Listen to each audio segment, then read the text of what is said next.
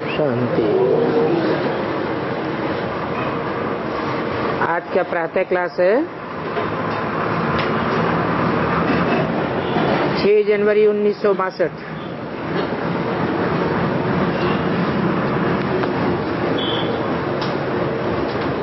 बच्चों को निराकार सदगुरु बाबा समझाते हैं।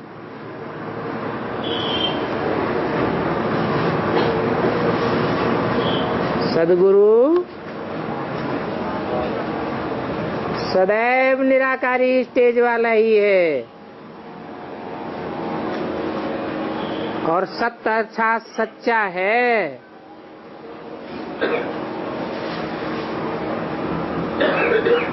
भले सारी दुनिया झूठों की है,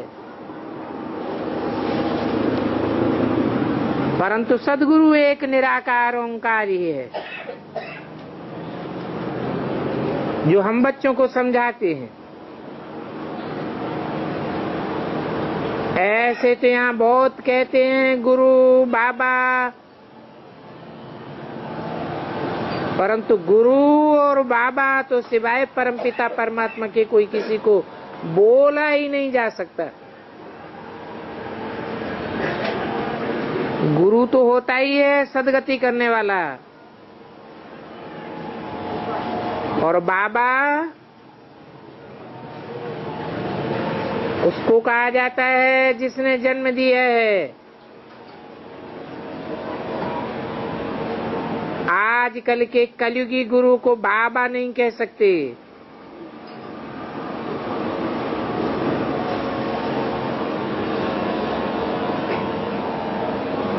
क्योंकि वो कोई हमको जन्म नहीं देते हैं। हम तो आत्मा हैं। भला आत्मा जन्म नहीं लेती है, परंतु आत्मा की पहचान तो होती है।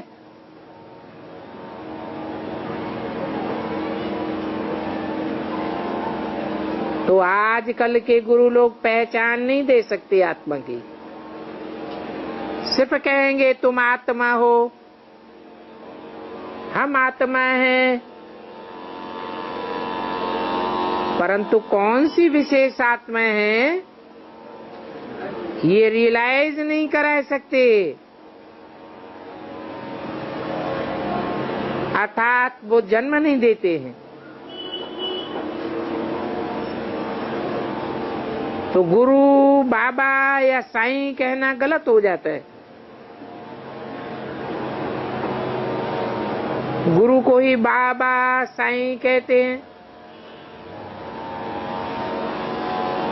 तो ये भी झूठ बोलते हैं।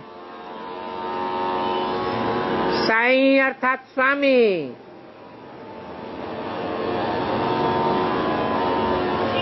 कोई नहीं जानते हैं। तो उनको समझाना चाहिए कि तुम्हारा वो बाबा नहीं है, स्वामी नहीं है, तुम्हारी आत्मा का परिचय देने वाला नहीं है।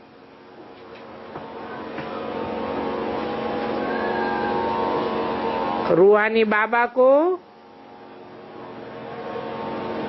रूहानी सदगुरु को कोई नहीं जानते हैं।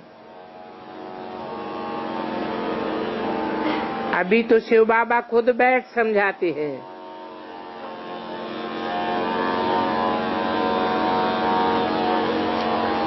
उनको खुदा कहा जाता है। खुदा का परिचय खुदा के बगैर कोई दे ही नहीं सकता।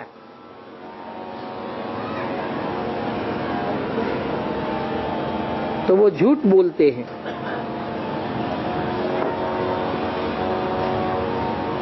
शिव बाबा समझाते हैं मैं तुम्हारा बाबा हूँ। हम आत्माओं का वो बाप है, इसलिए तुम कह सकते हो सदगुरु बाबा। और ये सदगुरु भी उनको कहेंगे, इनको नहीं कहेंगे। किनको? इनको कह के इशारा करते, जो बाजू में बैठा हुए है,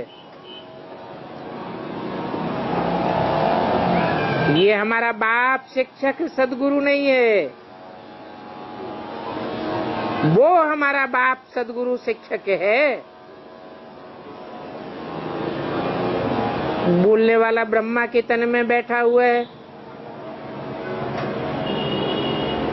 फिर वो कह के दूर क्यों कर देता है?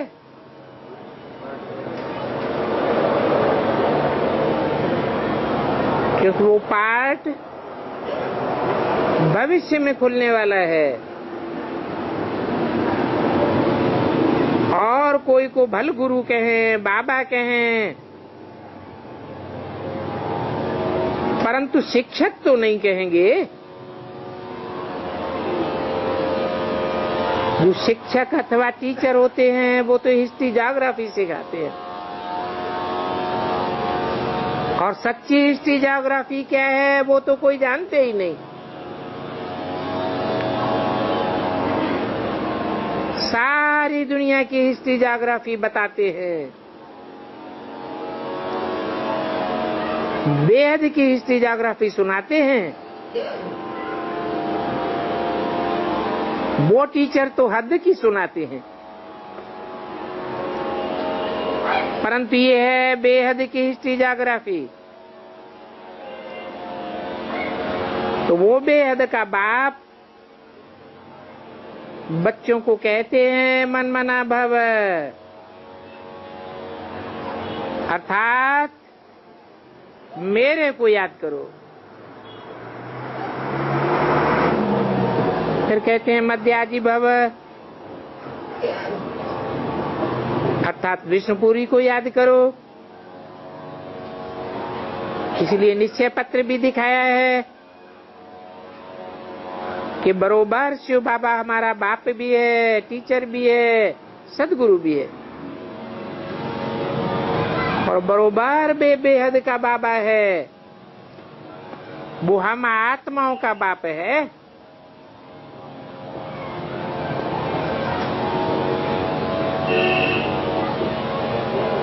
शिवो हम कहने से तो फादर हो जाता है।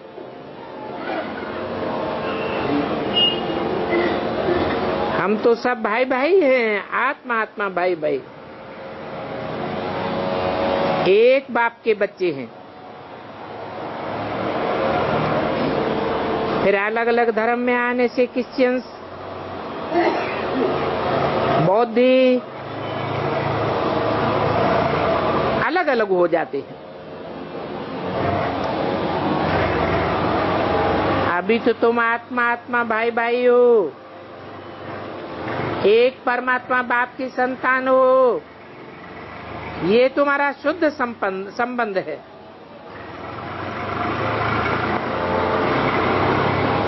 भाई भाई हो,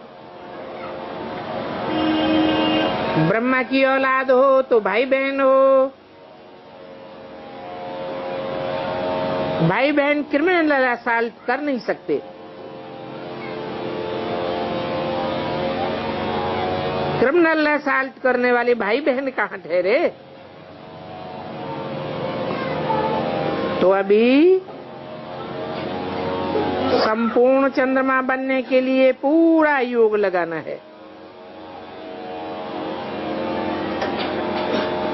संपूर्ण चंद्रमा अर्थात 16 कला संपूर्ण, क्योंकि आत्मा पर ग्रहण लगने से बिल्कुल काली हो गई है।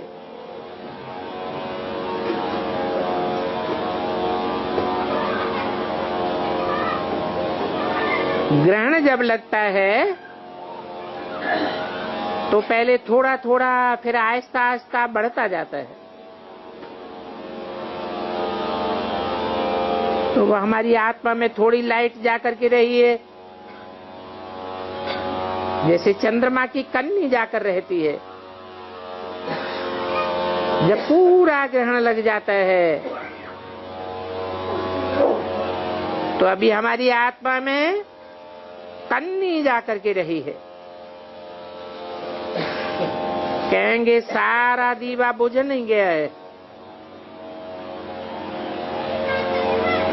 जैसे वो लोग घृत का दीवा जलाते हैं तो बहुत संभाल रखते हैं कि कहाँ बुझ न जाए, पिछाड़ी में थोड़ी सी चुग जाकर के बचती है। तो बाबा समझाते हैं, अभी तुम पर भी माया का ग्रहण लगते लगते काली आत्मा हो गई है,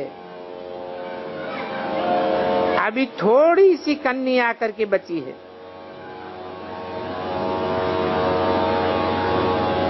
उस समय फिर से बाबा आकर के ज्योति जगाते हैं।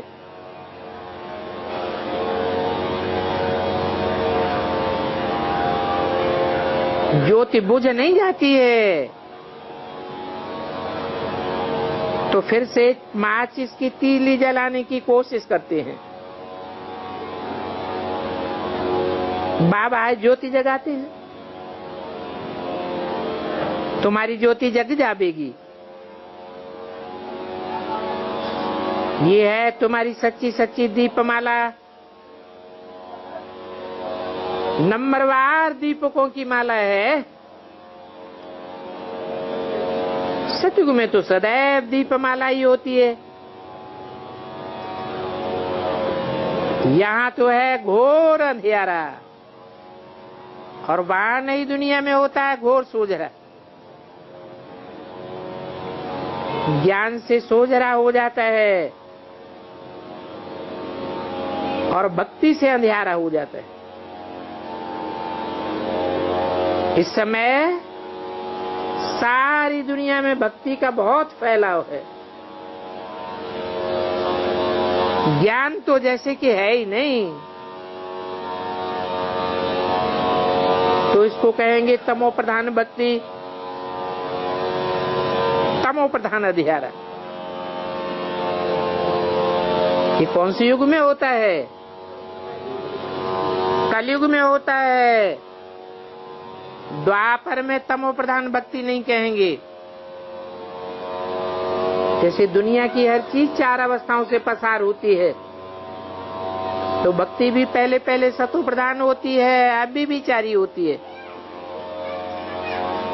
बाद में धीरे धीरे तमो प्रधान हो जाती है।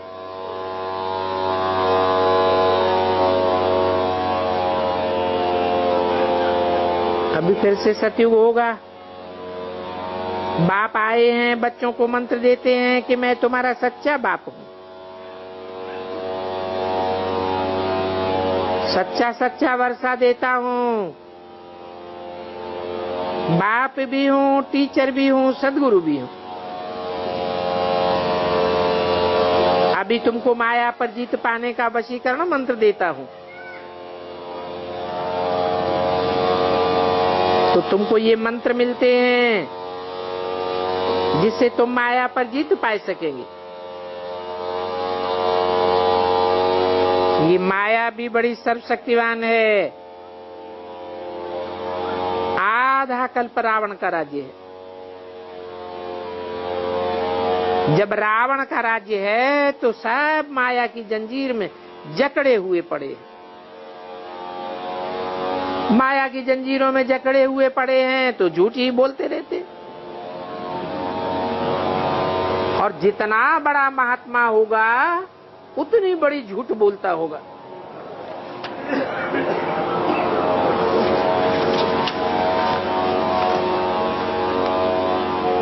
सबसे बड़ी झूठ क्या बोलते हैं? कहते हैं शिवो हम, मैं ही भगवान हूँ। तो अपन को भगवान कहना अथवा परमात्मा कहना ये बड़ी से बड़ी भूल है। 6 जनवरी 62 की वाणी का दूसरा पेज।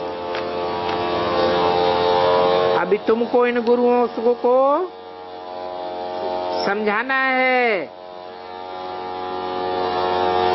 कि तुमने झूठ सिखला करके परमात्मा से विमुख कर दिया है।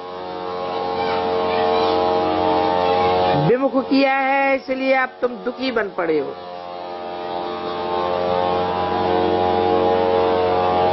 अब भी महान सुखी बनना है। अगर बनना है तो बेहद के बाप के बच्चे बनो, बेहद की शिक्षा ले लो। देखो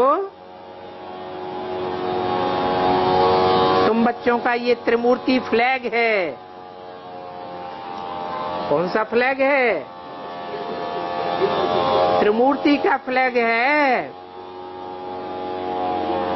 उन्होंने तो निराकार का फ्लैग बनाया हुआ है। विदेशी फ्लैग है या स्वदेशी है? उनका तो विदेशी हो गया। तुम्हारा त्रिमूर्ति का फ्लैग है। उस गवर्नमेंट की भी निशानी त्रिमूर्ति दिखाते हैं और नीचे चक्र दिखाया हुआ है, परंतु उन्होंने 3 जानवर बनाए दिए हैं और उन जानवरों के नीचे लिख दिया सत्यमेव जयते।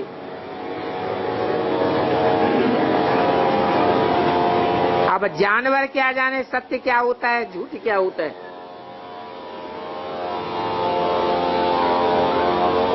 अभी वास्तव में तो त्रिमूर्ति शिव है। भक्ति मार्ग में उन्होंने त्रिमूर्ति ब्रह्मा लिख दिया है। कैसे?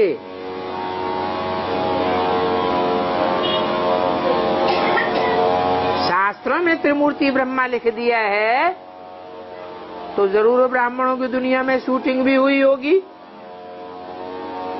कैसे शूटिंग होती है?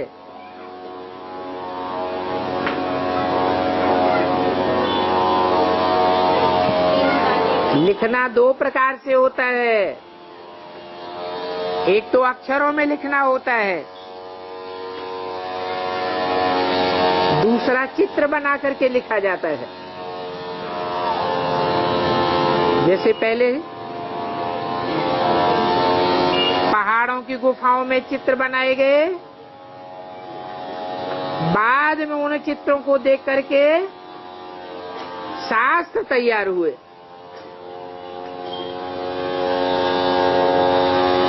तो बेहद ब्राह्मणों की दुनिया में भी ये शूटिंग होती है। उन्होंने त्रिमूर्ति में ब्रह्मा का ही चेहरा रख दिया है।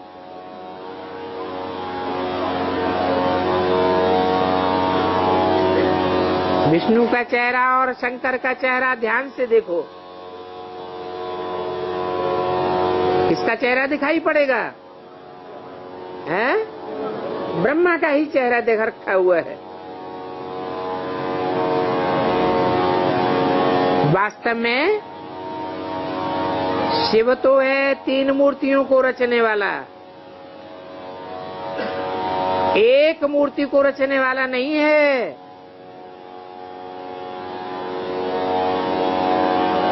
और इसके साथ ये चक्र भी है। बात तो ठीक है, परंतु जानते नहीं है। तो अब तुम ब्राह्मणों का ये सच्चा सच्चा फ्लैग है। कौन सा? त्रिमूर्ति का। और उनका निराकार का झूठा झूठा फ्लैग है। झंडा माने झंडा बुलंद करना। विश्व विजय का झंडा है। कहते भी हैं विश्व विजय करके दिखलावे, तब हो वे प्रण पूर्ण हमारा।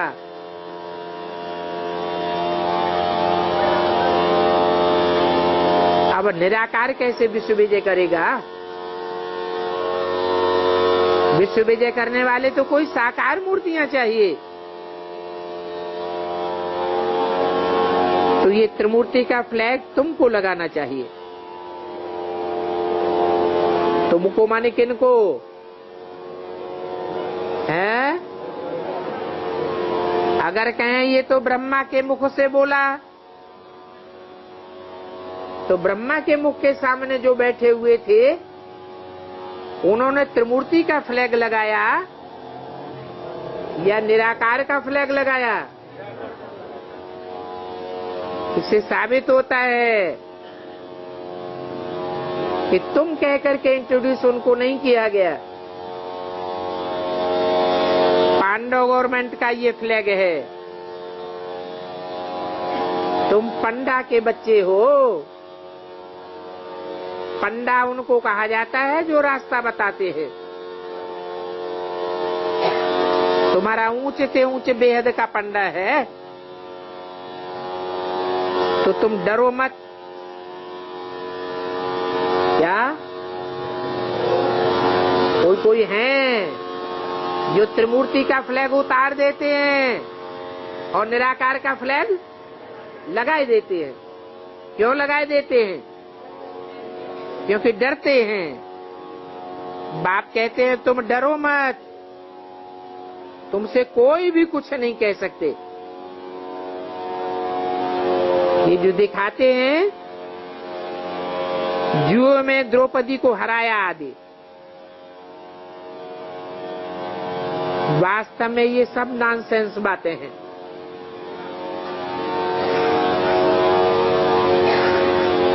अब ऐसे कोई पत्नी को दांव पर लगाते हैं क्या? ये तो ज्ञान यज्ञ है। इसे ज्ञान यज्ञ में तन धन धाम स्वर्ग परिवार सबकी बाजी लगानी होती है। पूरे परिवार को अर्पण करना होता है, जिसको उन्होंने जुआ कह दिया है। समझना चाहिए ना, ये जुआ कैसे हो सकता है? ऐसी ऐसी गंदी बातें सुनने से जुआ कह दिया है। और कितना जुआ खेलते रहते हैं।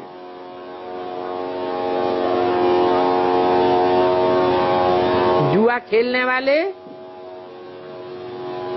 अपनी स्त्री को भी दांव पर लगा देते हैं। अगर तुमने जीत लिया तो एक रात के लिए स्त्री तुम्हारी, और हमने जीत लिया तो एक रात के लिए तुम्हारी स्त्री हमारी।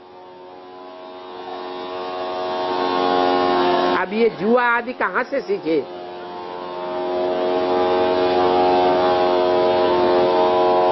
चौपड़दारी से सीखे। इस पर एक दृष्टांत देते हैं कि रांड की तो आदत ही ऐसी होती है।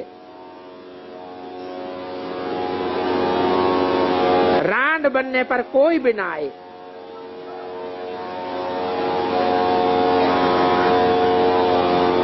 कोई बोला अच्छा डॉक्टर को बुलाओ, मैं आता हूं। डॉक्टर आया, वो मरता है, वो बोला अच्छा तुम चलो। ये झूठ बातें हैं। जैसे कि रेस की हेर पड़ जाती है। जब रेस की हेर पड़ जाती है तो खाना खराब कर देती है। तो ये सब प्रकार की गंदगी कहां से निकली है? द्रौपदी को 5 पति दे दिए हैं। अब भारत में 5 पति कहां से आए? विदेशों में तो 5 पति हो सकते हैं। ये सब प्रकार की गंदगी शास्त्रों से निकली है। बाबा ने निजाम का मिसाल दिया। निजाम हैदराबाद 500 रानियां रखता था। और कितने बड़े बड़े टाइटल रखवाते हैं। है वो सब झूठ,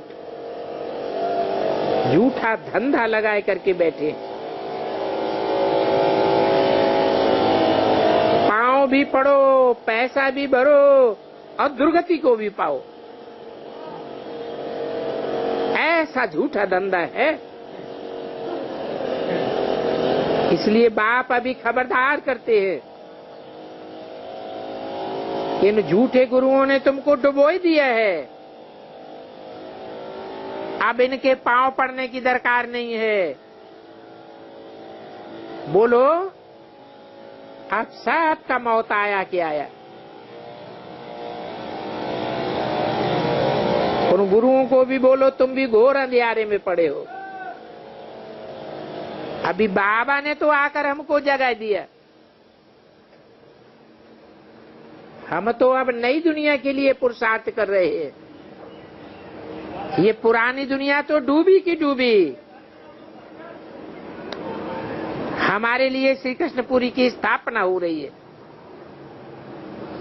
इस कंसपुरी का विनाश होना है। हमको बाबा कहते हैं कि तुम्हारा ये जन्म दुर्लभ है। भला मनुष्य जन्म तो सबका है, परंतु कोई बिरले ही आकर के नर से नारायण बनने का पुरुषार्थ करते हैं। जो पुरुषार्थ करते हैं वो ही वास्तव में मनुष्य है। मनु की औलाद को मनुष्य कहा जाता है। मनु ब्रह्मा को कहा जाता है। ब्रह्मा जो मन वाला है, अर्थात दिल वाला है। मन और दिल एक ही बात है। तो तुम उसकी औलाद हो। मनन चिंतन करने वाले को मनुष्य कहा जाता है। जो इन बातों पर मनन चिंतन नहीं करते कि मैं कौन हूं और मेरा बाप कौन है, मैं इस सृष्टि मंच रंगमंच पर कहां से आया, क्यों आया, ऐसे चिंतन करने वाले कोई कोटों में एक हैं। जो बिरले हैं आकर के नर से नारायण बनते, और कौड़ी जैसे जन्म से हीरे जैसा जन्म लेने वाले बनते हैं। गाया भी जाता है हीरे जैसा जन्मामूलक। इस समय भारतवासी बहुत दुखी हैं, बहुत दुर्भाग्यशाली बन पड़े हैं। ऐसे भी नहीं है कि आज सड़कों पर मोटर गाड़ियां बहुत दौड़ रही हैं तो बहुत सुखी हैं। नहीं, सब मातृद्रोही बन पड़े हैं। सारे के सारे पितृद्रोही बन पड़े हैं। जो मातृद्रोही और पितृद्रोही होते हैं वो फिर आपस में ही लड़ते झगड़ते रहते हैं। अभी देखो दुनिया में क्रिश्चियन धर्म का कितना द्रोह है, परंतु बाबा तो कहते हैं उनका भी कोई दोष नहीं है। शंकर की प्रेरणा के द्वारा इस पुरानी पतित दुनिया का विनाश कराना नहीं है। ये त्रिमूर्ति शिव है जो तीनों देवताओं को रचने वाला बड़ा हो गया। ये तीनों को रचने वाला कोई कृष्ण नहीं है। रचने वाले को रचयिता कहा जाता है। रचयिता बाप को कहा जाता है। कृष्ण को तो बच्चा दिखाते हैं, बच्चे के रूप में पूजा जाता है। मूर्ख लोग कुछ भी समझते नहीं है। अब राज की बातें बच्चा कैसे बतावेगा? राजयोग तो बाबा ने ही सिखाया है। बाबा ही असल राजयोगी है, बाकी तो सब हठ योगी हैं, तमो प्रधान बन पड़े हैं। तो ये भी ड्रामा में नूद है। हर एक का अपना अपना धर्म है। जो देवी देवता धर्म वाले दूसरे धर्मों में कन्वर्ट हो गए हैं, वो तो निकलते चले आवेंगे। उनकी तुमको कोई फिक्रात नहीं। अभी शिव बाबा कहते हैं मन मना भव। मैं तुम सबको लेने के लिए आया हुआ हूं।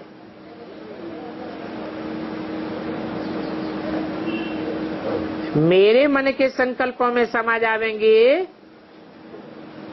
अर्थात निराकारी, निरहंकारी, निर्विकारी बन जावेंगे,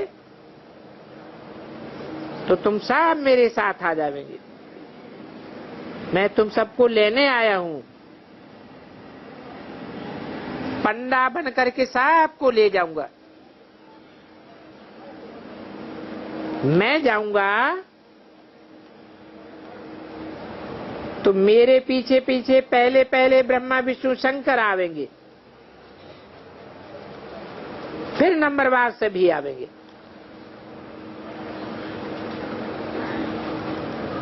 प्रत्यक्षता भी किस हिसाब से होगी? है पहले पहले ब्रह्मा विष्णु शंकर 3 देवताओं की प्रत्यक्षता होती है। बाद में 8 देवताओं की प्रत्यक्षता होती है। फिर नंबरवार माला में आते हैं। तो हे मेरी सजनियों, मैं साजन हूं, तुमको बुलाने आया हूं। और तुम्हारे घर बैठे तुमको बुलाने आया हूं। तुम सन्मुख बैठकर सुनती हो। सारी दुनिया तो सन्मुख बैठकर नहीं सुनती है। सतयुग की स्थापना का पाठ फिर से रिपीट हो रहा है। जब राजधानी पूरी स्थापन हो जाएगी, तब टोटल विनाश हो जाएगा। कब होगा विनाश? राजधानी स्थापन होना शुरू होगी तो टोटल विनाश नहीं होगा। विनाश की शुरुआत होगी। डंका बजना शुरू होगा, परंतु ऐसे नहीं कि विनाश चुटकियों में हो जाता है। 6 जनवरी 1962 की वाणी का 3रा पेज।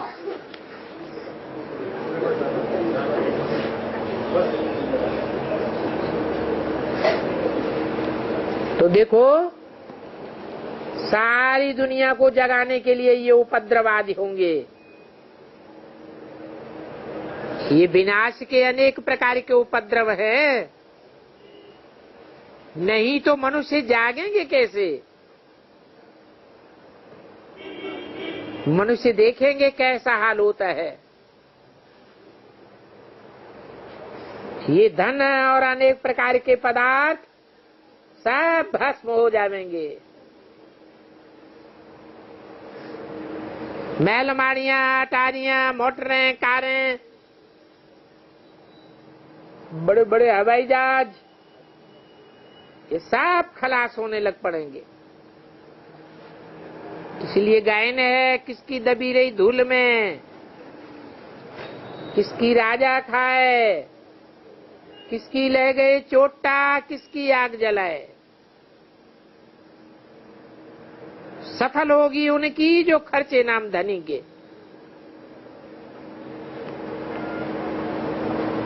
जो अपनी मिल्कियत को ट्रांसफर कर देंगे नई दुनिया के लिए, वो जरूर बाबा के मददगार बनेंगे। बाबा कहते हैं, तुम एक बार मेरे पर बलिहार जाओ तो मैं 21 बार बलिहार जाऊंगा। ये बाबा भी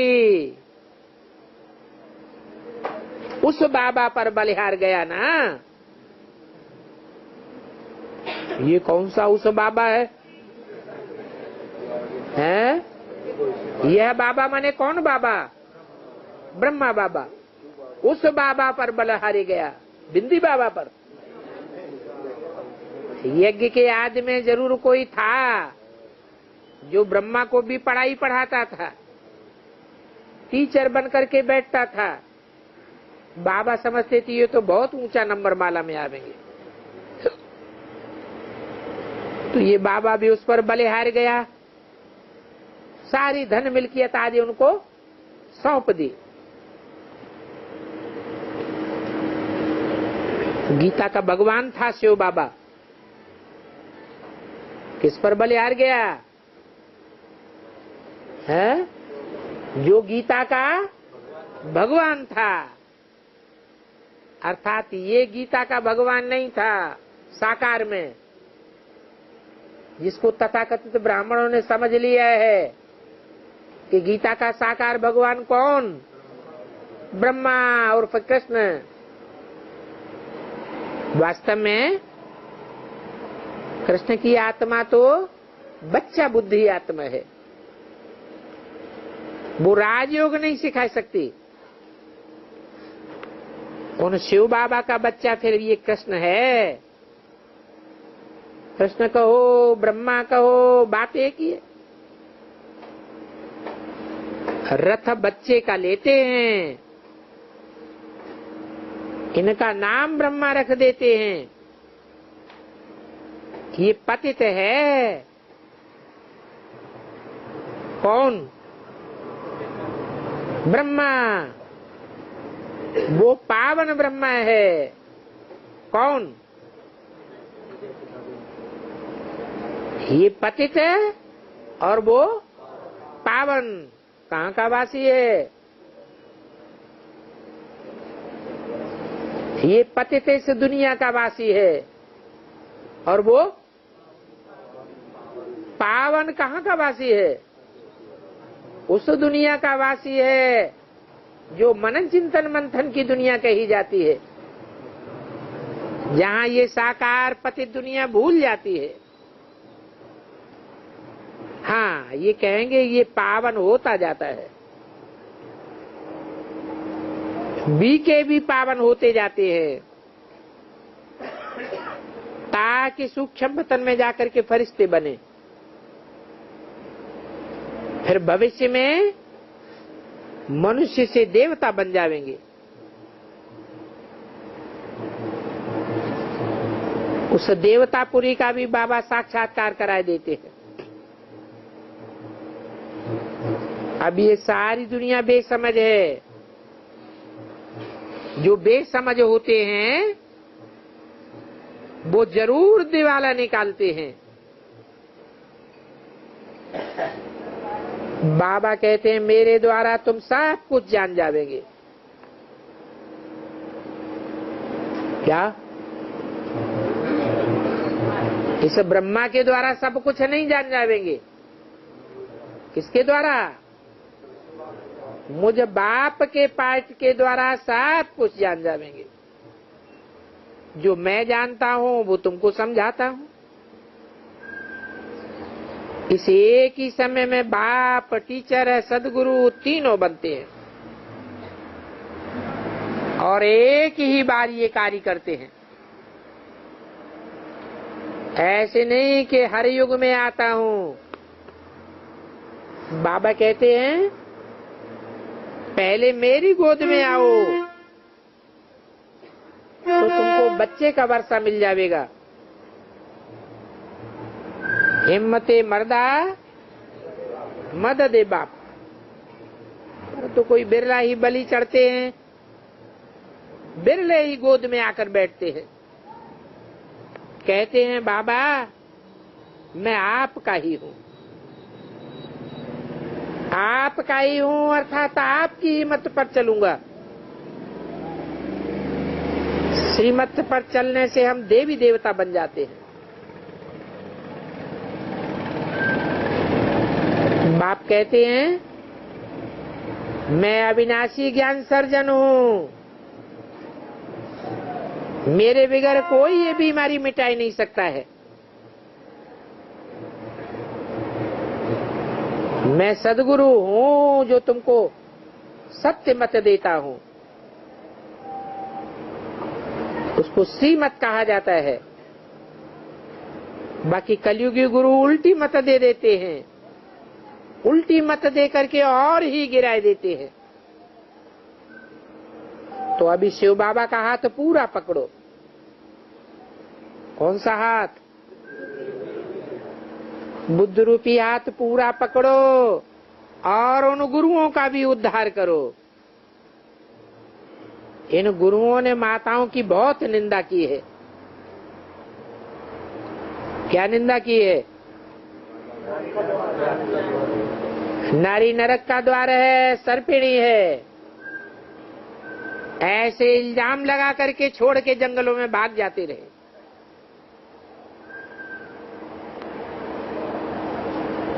बाबा कहते हैं इन गुरुओं का भी उद्धार करने के तुम ही निमित्त बनती हो। तो गुरु बनकर के शिक्षा देती हो, माता गुरु कहा जाता है। उस माता ने फिर राजयोग सिखाया और फिर सतयुग की स्थापन हुआ था। माताओं के द्वारा स्थापना गाई हुई है। फिर भी ये मटेरियल आदि बन रहा है, परंतु इस मटेरियल आदि से कुछ भी नहीं होगा। ये भक्ति मार्ग में मटेरियल यज्ञ बहुत होते आए, जो तिल आदि कितना अर्पण करते आए। सतयुग में तो कोई भी यज्ञ आदि नहीं होते। फिर वहां कोई उपद्रव आदि होते हैं क्या? अब बताओ ये यज्ञ किसके लिए रचेंगे? कहते हैं पीस के लिए। अब पीस तो शांति का सागर परमपिता परमात्मा ही करावेगा। ये पीस प्राइज लेते रहते हैं। ये नेहरू को पीस प्राइज मिली तो झूठी मिली या पीस स्थापन हो गई? पीस प्राइज तो तुम लेते हो।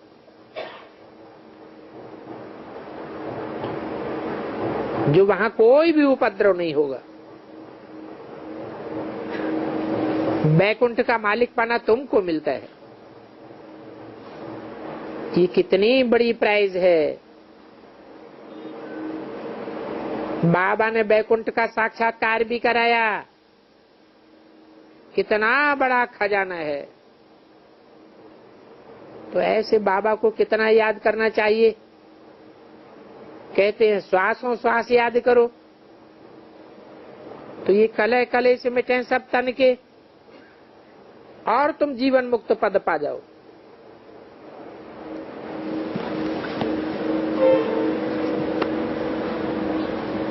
तुम जब राज्य करते हो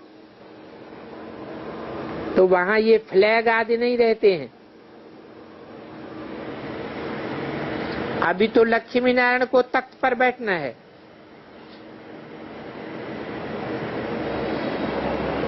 राइटियस में लक्ष्मी लेफ्ट में और नारायण भी बैठते तो है ना। फिर पिछाड़ी में विष्णु चतुर्भुज का चित्र हीरो जवाहरों तक सजा हुआ रहता है।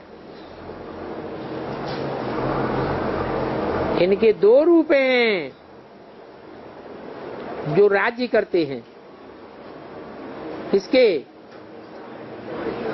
विष्णु के दो रूप हैं जो चार भुजाओं के रूप में दिखाए जाते हैं।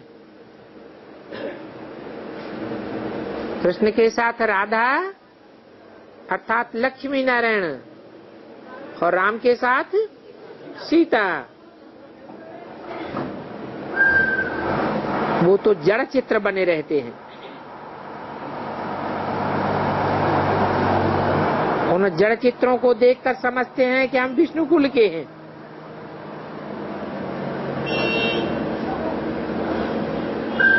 ये नहीं समझते हैं कि वहां तो फर्स्ट क्लास महल होंगे, बड़ी भारी दरबार होती है। तो अभी तुमको उस दरबार में आने का इतना पुरुषार्थ करना है। अभी तो अपने बैकुंठ के लाड सामने दिखाई पड़ने हैं। समझो कि बैकुंठ सामने खड़ा है, बस ये शरीर छोड़ा और हम जाए करके अपने महल में बैठेंगे। सच्चे बच्चे जो हैं उनको तो महल माड़ियां सामने दिखाई पड़ेंगे। तो बाबा ने कहा कि कौन पढ़ाते हैं, ये बात उन गुरुओं को लिख करके दो।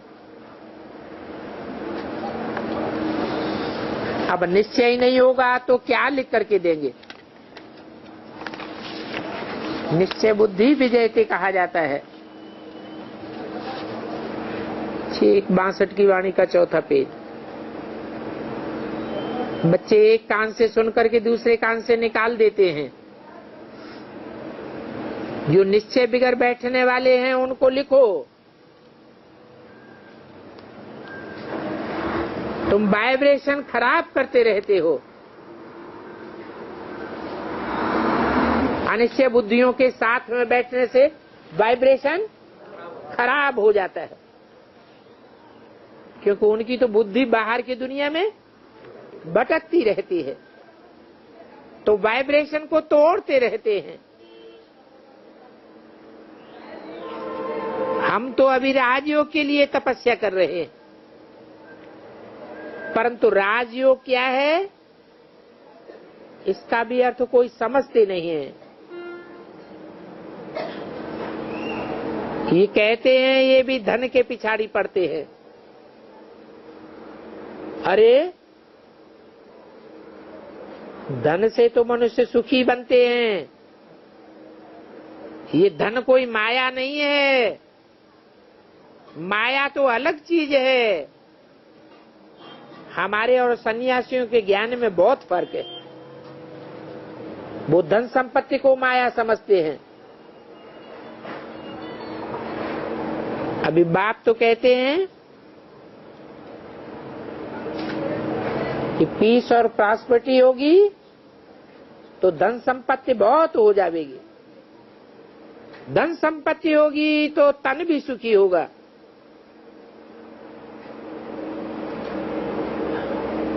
हमें तन का भी सुख चाहिए, मन का भी सुख चाहिए, धन का भी सुख चाहिए, पीस भी चाहिए, प्रॉस्पेरिटी भी चाहिए। हम पवित्र बनकर के महासुखी बन जाएंगे।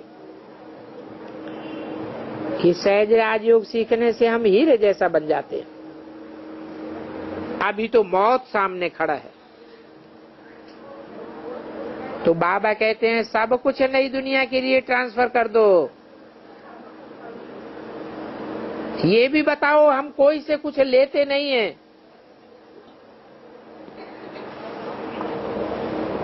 हम जितना यहाँ लेते हैं उतना फिर वहां भर करके देते भी है। अब काम में ही नहीं ले आवेगा तो हम लेंगे क्यों। देरी से आए तो कहेंगे चंद्रवंशी में चला गया। ज्ञान को ठीक रीति समझा नहीं, योग तो पूरा लगाया नहीं, माया का वार सर पर होता रहता है, तो फिर सूर्यवंशी में कैसे आवेंगे। देरी से आए तो सूर्यवंशी राजधानी गवा दी। अच्छा देखो, इनकी आत्मा भी उनसे सुनती है। इनकी आत्मा उनसे माने किनसे सुनती है? उनसे माना शिव बाबा से। शिव बाबा बिंदी है या साकार है? तो साकार निराकार के मेल से सुनती है, तो वो साकार शरीरधारी आत्मा तो दूसरी होगी ना। कहेंगे जरूर उनसे योग लगाती है। ये योगाग्नि है। तो अभी तुम सबको सच्ची पतिव्रता बनना है, उस पतिलोक में जाना है। सती जब बनती है तो कितना हार श्रृंगार करती है, फिर काम चिच्छा पर बैठ करके थोड़े ही खलास होती। कौन सी चिक्षा जलाती है? अग्नि की चिता जलाती है। तो ये तुम्हारी है योगाग्नि। तुमको ज्ञान का हार श्रृंगार करना है तो तुम मेरे लोक में आ जावेंगे, फिर तुमको महारानी बना दूंगा। इतनी सहज बात समझाते हैं। कोई जट बुद्धि भी होगा वो भी समझ जाए, पत्थर बुद्धि अहिल्याएं भी समझ जाती हैं। परंतु देखो, जो पैसे वाले कहे जाते हैं, बड़े अकलमंद कहे जाते हैं, वो नहीं समझते कि शिव की मत और ब्रह्मा की मत मशहूर है। दोनों बाप और बेटे हैं। तुमको दोनों की मत मिलती है। अब दो दो की मत मिलती है तो भी सुधरते नहीं है। पारलौकिक पति ज्ञान अमृत पिलाते हैं, उनको भी राजी नहीं करते हैं। यानी अमृत नहीं पीते हैं और विष पिलाने वाले पति को कितना राजी करती रहती है। बाबा कहते हैं तुम भी वादा करो और हम भी वादा करते हैं, तुम हमारे बन जाओ तो हम 21 जन्मों के लिए तुमको सदा सुखी बनाए देंगे। फिर हम तो वानप्रस्थ में चले जावेंगे। जैसे आगे के जमाने में बाप बच्चों को राजबाग दे करके सुखी बनाए करके खुद वानप्रस्थ में चले जाते थे, मैं भी तुम बच्चों को बेहद का सुख देता हूं और खुद निर्वाण धाम में जाकर बैठ जाता हूं। भारतवासियों को शिव बाबा कहते हैं, मैं कल्प कल्प आए दुखधाम को सुखधाम बनाता हूं। इसलिए भक्ति मार्ग में मुझे याद करते हैं। बाकी मैं कोई सर्वव्यापी नहीं हूं। इस संबंध में कुछ भी पूछना हो तो बाबा से आकर पूछ सकते हो। ये ब्रह्मा शिव बाबा का मुरब्बी बच्चा है। क्या प्रूफ है इस बात का? है? कोई यादगार बनी हुई है क्या? सर के ऊपर बैठा हुआ है। जो अच्छा बच्चा होता है, प्यारा बच्चा होता है, तो कहाँ बिठाते हैं? सर माथे पर बिठाते हैं। तो तुम्हारे लिए ये ब्रह्मा की भी मत है। श्री कृष्ण को तो नहीं कहेंगे। श्री कृष्ण तो सत्युग में होता है। कृष्ण ही चक्कर लगाए ब्रह्मा बनता है। तो वो ही ब्रह्मा जो स्थापना करते हैं, सो फिर कृष्ण बन करके सत्युग में पालना करते हैं। अच्छा, ओम शांति।